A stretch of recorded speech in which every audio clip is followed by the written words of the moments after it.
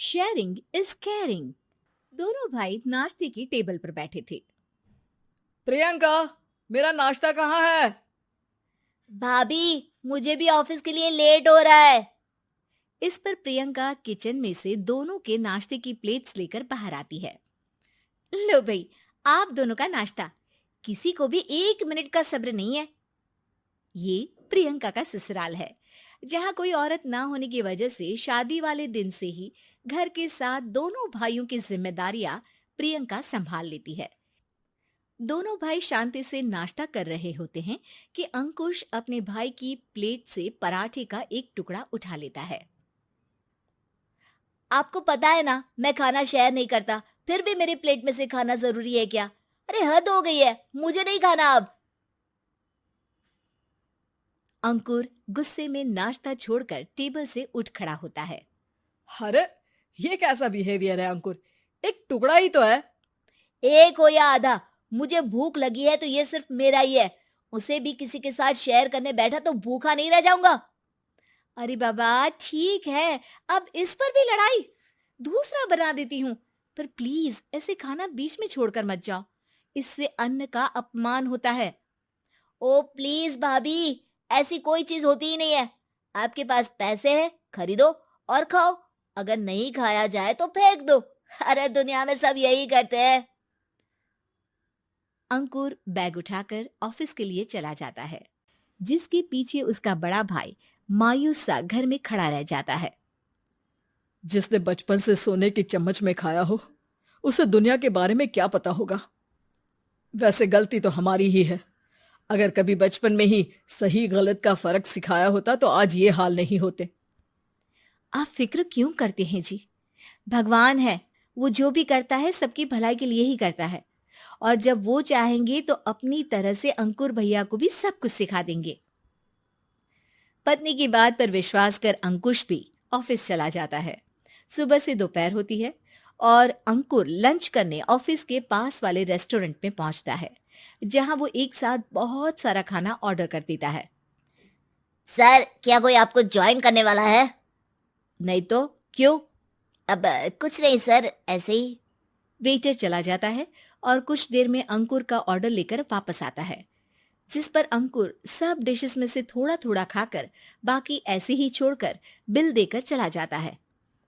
वाह भगवान, तेरी माया। कहीं कोई एक एक टुकड़े के लिए तरसता रहता है और ये 5 लोगों का खाना ऑर्डर करके एक का भी पूरा नहीं खाते। पैसे वालों की माया। वेटर टेबल साफ कर बचा हुआ सारा खाना लेकर रेस्टोरेंट के पीछे घूम रहे बच्चों के पास पहुंच जाता है, जिसे देख बच्चों के चेहरे खिल उठते हैं। वाह, आज इतना सारा खाना आया। थैंक यू भैया। भगवान आपको खाने की फैक्ट्री बना दे। अगर ये फैक्ट्री मेरी होती तो तुम लोगों को कभी किसी का झूठा बचा हुआ खाना नहीं खाना पड़ता। चलो तुम लोग खाओ, पर ध्यान रखो किसी को पता ना चले, नहीं तो मेरी नौकरी चली जाएगी। इसी के साथ दिन बीतता है और रात को दोनों भाई एक साथ घर पहुंचते हैं। कुछ देर में सब डिनर करने बैठते हैं, जहां अंकुश अंकुर को समझाने की कोशिश करता है। अंकुर, अगर हमें लाइफ में सब कुछ मिला है, इसका ये मतलब नहीं कि तुम उसका गलत फायदा उठाओ, बल्कि तुम्हें उसकी मदद से दूसरों को भी मदद करनी चाहिए। भैया, जिनके पास नहीं है उनकी वजह मैं तो नहीं ना। और ऐसे बहुत लोग हैं जिनके पास सब कुछ है। इसलिए अगर मैं एक इंसान कुछ नहीं करूंगा तो कोई फर्क नहीं पड़ने वाला। तुम्हारे भैया बस एक चीज समझाना चाहते हैं कि जिस चीज की हमारे पास कमी नहीं है, उसे बर्बाद करने से अच्छा है कि लोगों के साथ शेयर करें। इससे हम सिर्फ सामान नहीं, खुशियां भी बांटते हैं, और इसमें तुम्हारा ज्यादा कुछ तो जाएगा नहीं। भैया भाभी की बात सुन अंकुर कुछ बोले बिना उठकर चला जाता है। इसी तरह दिन बीतते रहते हैं, जिसमें अंकुश और प्रियंका कोशिश तो बहुत करते हैं, पर अंकुर पर किसी भी चीज का कोई असर नहीं पड़ता। एक दोपहर अंकुर सैंडविच खाते हुए सड़क के किनारे चल रहा होता है। तभी उसकी नजर आइसक्रीम वाले पर पड़ती है और वो सैंडविच सड़क किनारे फेंक आइसक्रीम खरीदने पहुंच जाता है। अब इसे कहते हैं जिंदगी का सुख।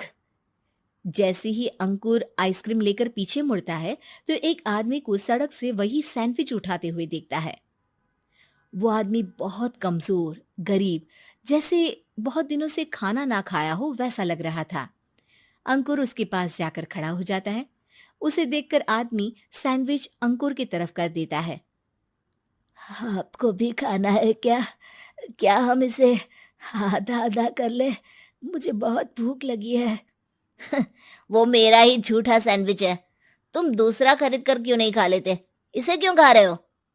अरे भैया, अगर खरीदने के पैसे होते तो 4 दिन से भूखा नहीं घूम रहा होता। हैं? क्या?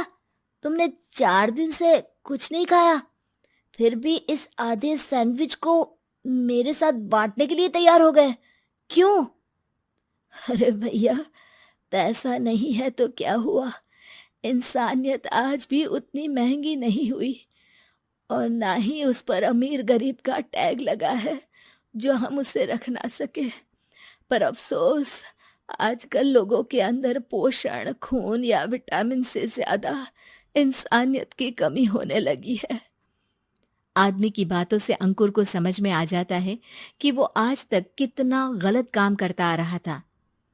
इसके बाद से वो अपनी किसी के साथ शेयर नहीं करने और खाने को बर्बाद करने वाली आदत को छोड़ देता है।